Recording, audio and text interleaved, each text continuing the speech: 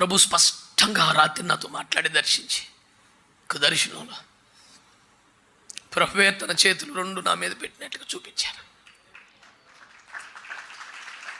ఆ దర్శనం చూసినప్పుడు నాకు అనిపించింది, సరే నేను ఒక దైవజనుడు చేయి వేయలేదని బాధపడుతున్నాను, నేనే నా చేతులు వేసాను కదా.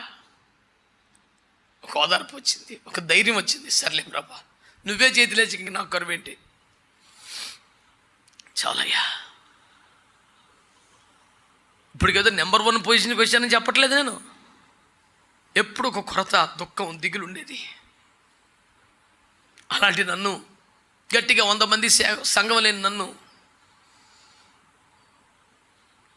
దేవుడు కృపలో మెల్లిగా తీసుకెళ్ళటం ప్రారంభించాడు.